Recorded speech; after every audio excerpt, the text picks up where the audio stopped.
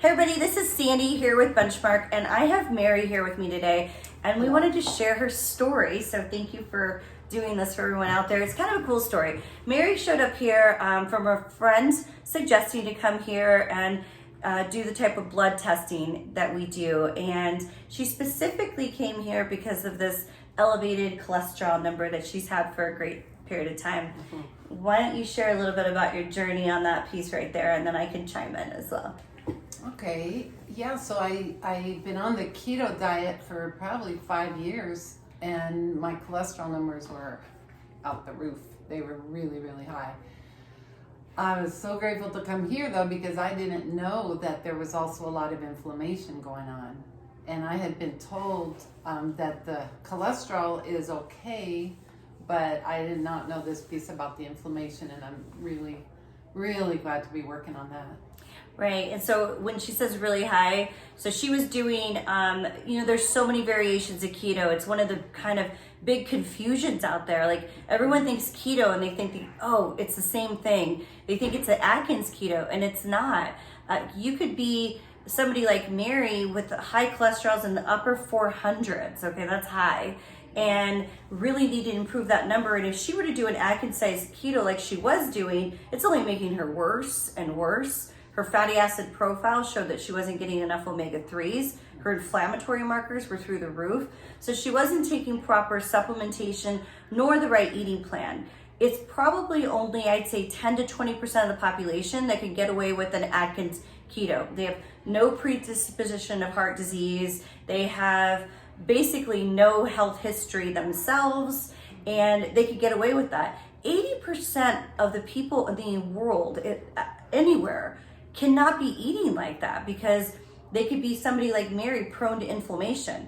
That type of eating, those bad fats, bacon and brats and all those things, that was just making her worse. So she drove herself to have a high cholesterol number via the way she was eating, and she drove to have a high inflammatory number via the way she was eating. So keto can be dangerous if you don't know what you're doing. So a lot of times some people would be like, oh, it's just keto at Benchmark. No, we have some people that are 100 grams of carbs, some people 150. That's not keto.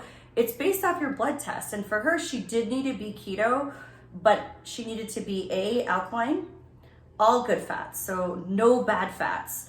It didn't even give you avocados and nuts in the beginning, because I really wanted to drive her cholesterol number down.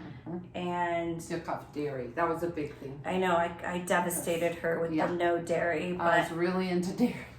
yeah, but if you drag up those saturated fats and unsaturated fats, or even trans fats, and even if you're taking in good omega-3s, one will cancel out the other. So when you're in the midst of cleaning up blood work, I have to pull those things away from people temporarily, short-lived. She gets to go back to them here soon.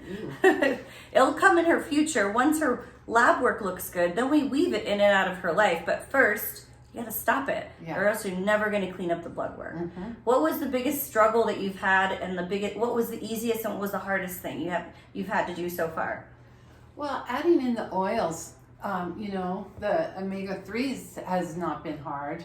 Yeah. Hard was the turmeric. Yeah, turmeric liquid. Stuff. Yeah.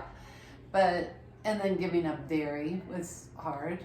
Yeah. But I tell you, I feel like it's so worth it, that I'm really, really grateful. Yeah, I mean, just to know with the blood work that the startling number on your inflammation was, we do this test called LPP-LA2 test, which is rarely an inflammatory test that a lot of people don't do. So we don't just look at C-reactive protein, we don't look at just fibrinogen, but that number, she was in the red. That means that her arteries were inflamed. So not only did she have high cholesterol, which is dangerous for cardiovascular health, and here she came in as a thin person already. So it's like, she's not battling obesity. That's why I always say, don't judge anybody for the cover. The cover doesn't say what's going on the inside. But that one test means that Mary walked in here with inflamed arteries. That's the last thing you want. And finally, they're headed in the right direction. Her cholesterol is down into the 200s now, praise the Lord. And then your LPP L2, I think how many points away from normal? 188, and I think Yeah. 180 is Yeah, nice. so we're 8 digits away, and she was in the 200s. Yeah. So we're making a lot of progress, and we're going to continue this crusade until we get everything into the normal. Nutrition's everything. But please, everybody, the biggest reason I asked Mary to do this video was she's a prime example of people who are doing the wrong keto.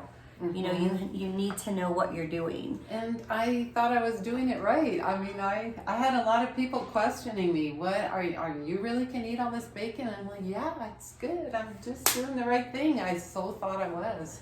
Because she was listening to podcasts and reading books, and she just really thought what was out there is real. But if you're not doing a before and after blood test and you're on any diet, how do you know what you're doing to your insides? Yeah. Because you could get yourself pretty darn skinny with an Atkins keto, but you can walk yourself into a potential cardiovascular event that could have taken place if Mary kept on that crusade. So she prevented that. So people always look at people and go, oh, you're so healthy. There's no way that you can have a heart attack. I mean, but if they looked at Mary's blood test, they'd be, whoa, interesting. Yeah, So, and I still felt fine, so that's really scary.